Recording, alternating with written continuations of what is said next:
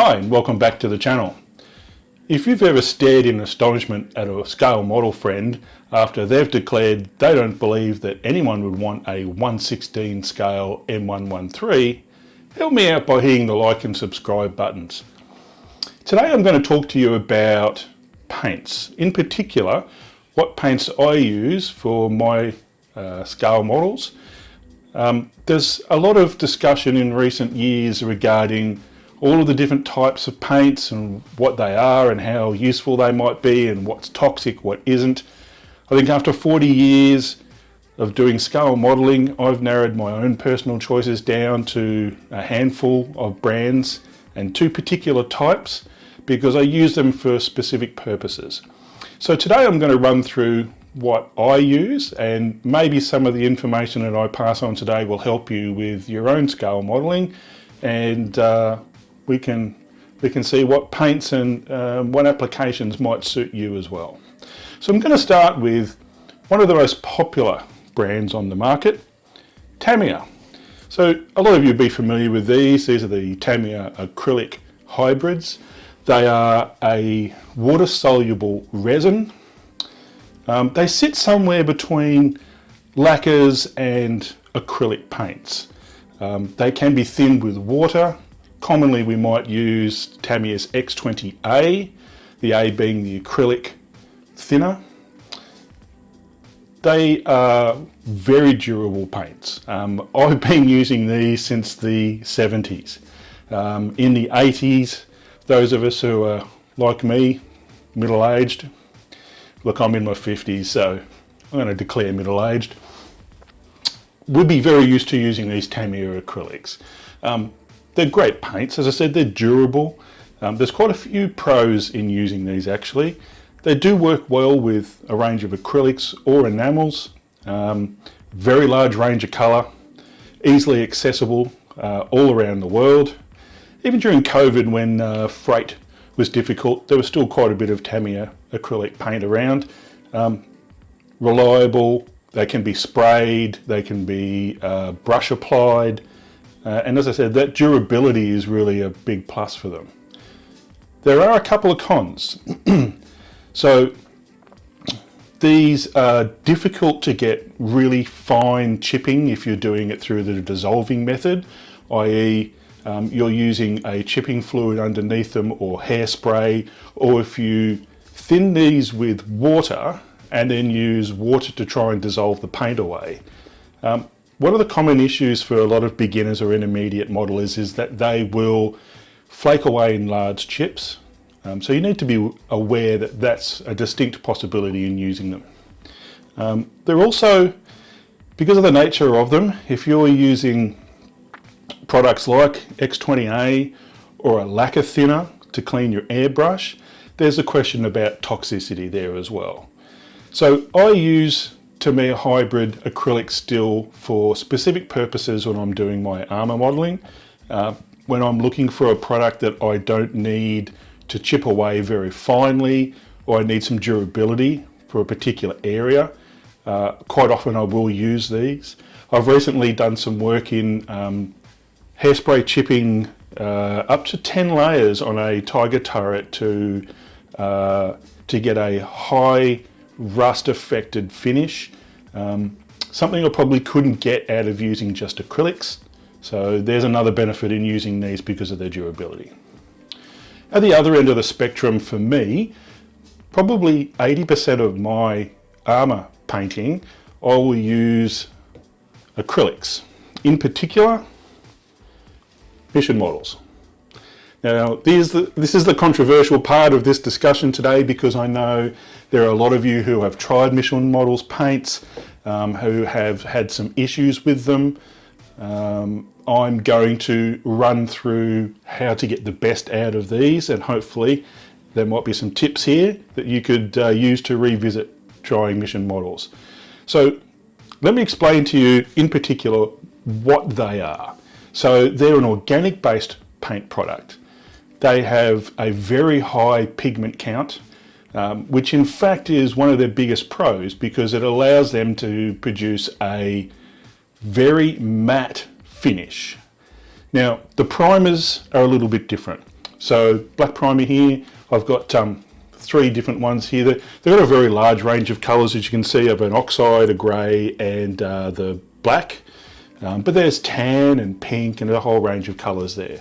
So a very broad range of colours with emission models, but with the primers. So this is one of the great features about them. They're a strong primer for an acrylic. It is reliant on you using their thinner reducer to thin the paint. It needs that thinner reducer to work with it so that it catalyses correctly the primer, and then the primer cures correctly and bonds properly to the surface of your model.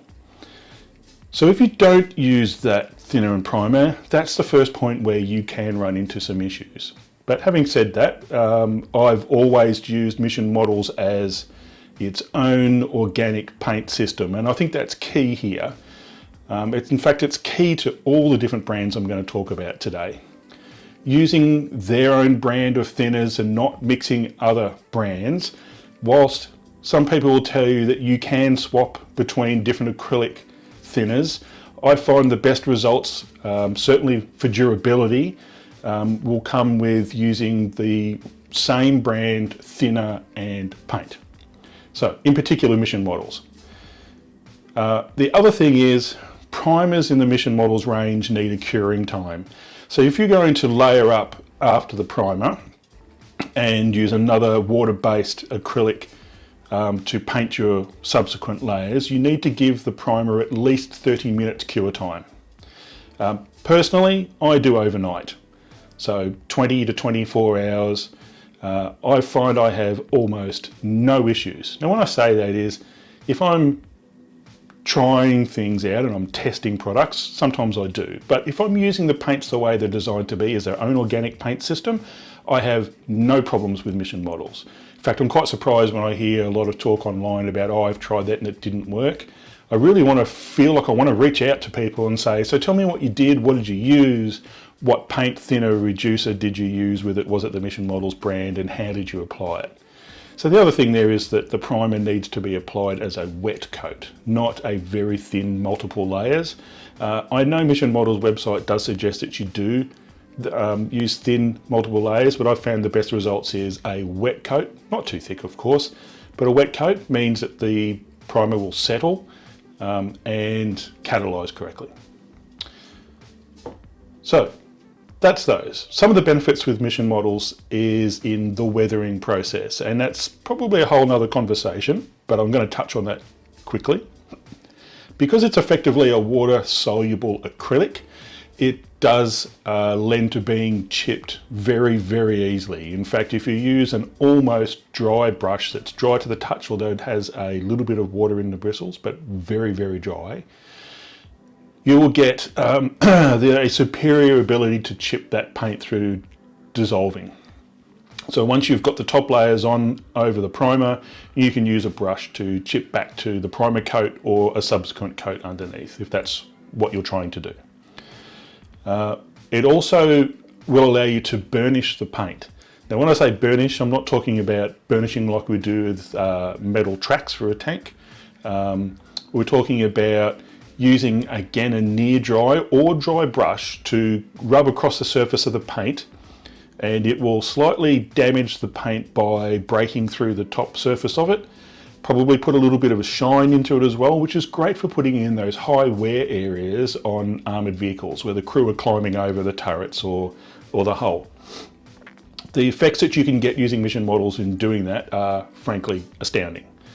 I will admit, Mike Rinaldi put me onto these products, and I spent a bit of time with him and going over the online tutorials that he's done and his live streams, and the results from that product are fantastic. I've been using them now for about 4 years and they're fantastic. I can't say enough about them. So they're a water-based soluble acrylic paint. Also in that category are 4 others that I use, and these are quite well known. So Model Color by Vallejo. So I use these solely for figure painting. Again, they're a water-soluble acrylic.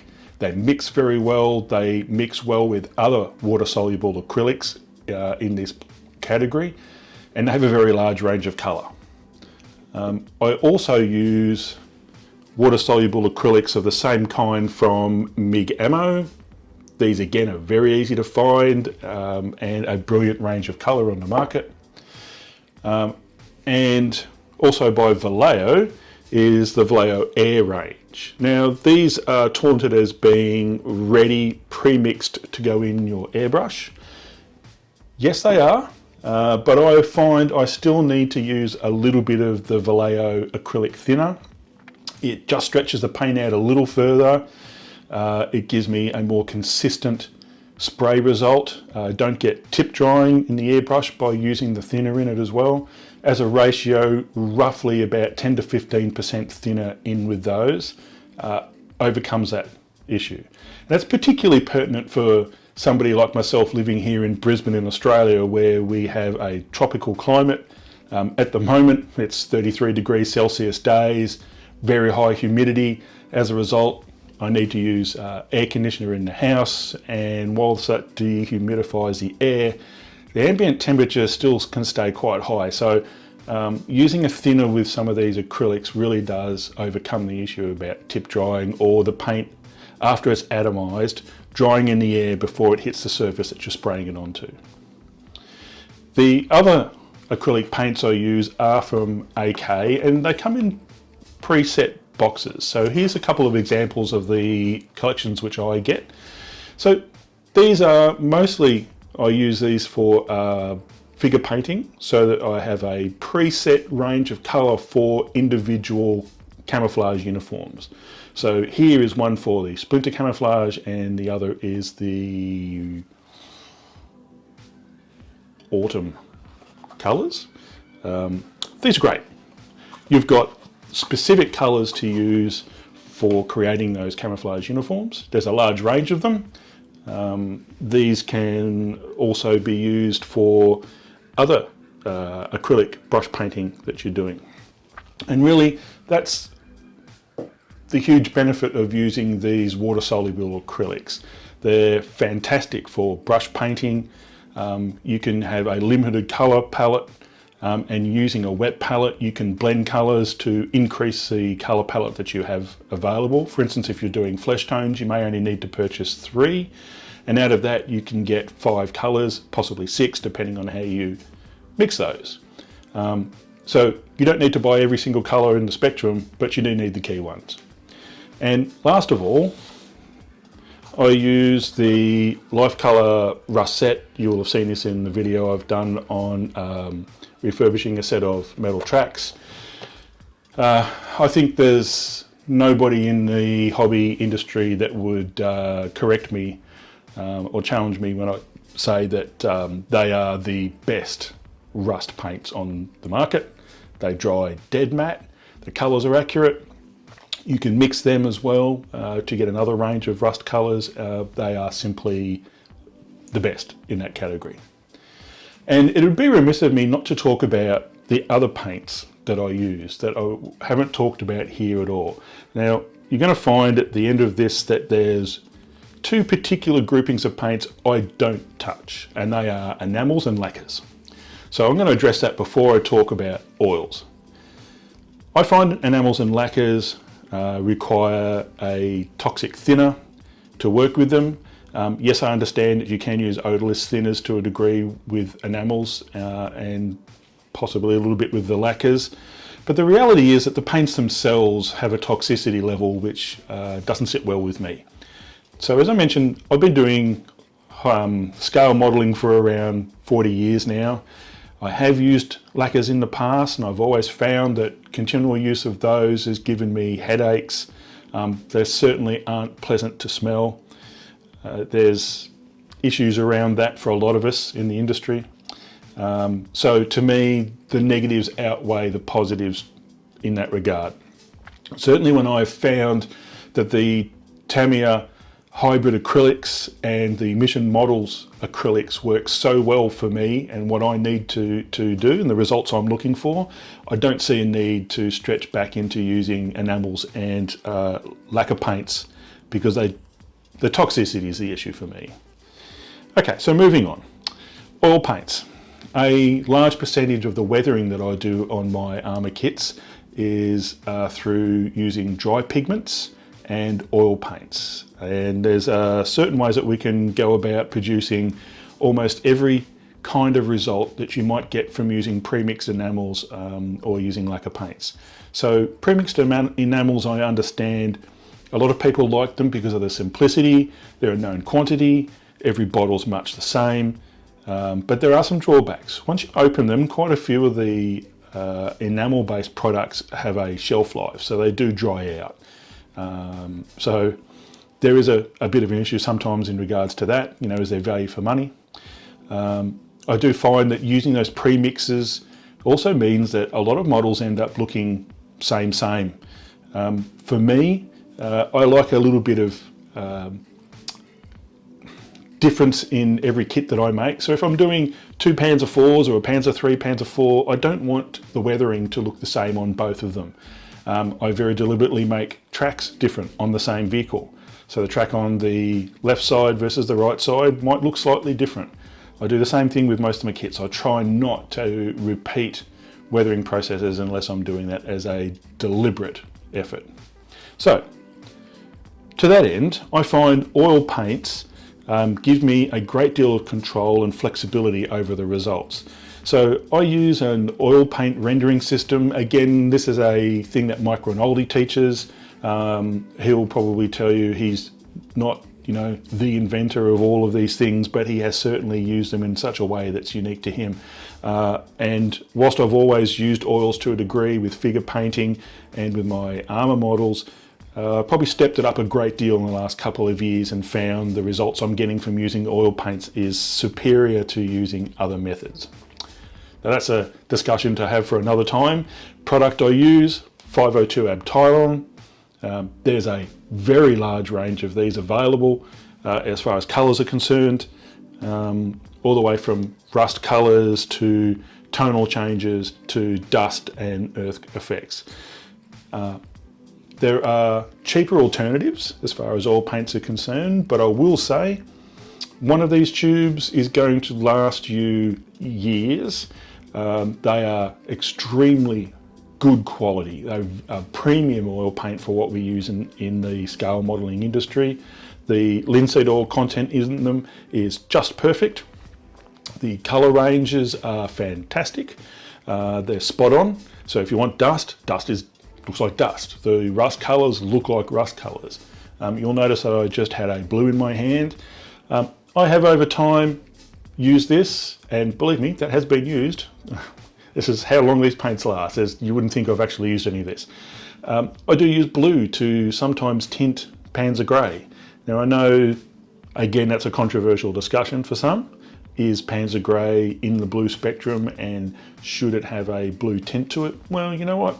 I actually don't think it is in the blue spectrum, but to play up that difference sometimes I want in colour tone in my models, I have been known to use blue to tint Panzer Grey. Anyway, personal choice. So to use those, you'll also need an odourless thinner. So I do use the AK brand odourless thinner. There's plenty of choices. Most of them are as good as each other, but as I say, that one's easily accessible for me, so I do use those. So there you go. I hope in having that brief conversation about the paints that I use, it might raise some questions for you. You might look at something like the Mission Models paints and consider, look, maybe I'll give that a go again. By all means, reach out, contact me in the comments. I'd love to have a chat about how I use these paints and for the reasons that I use them for. And if you want to know more about them, yeah, hit me up in the comments and we'll have a chat about them. Thanks again. Really good to see you back on the channel, and we'll be back more very soon with On the Workbench, There's a Tiger. That's coming up soon too. Until then, see you again.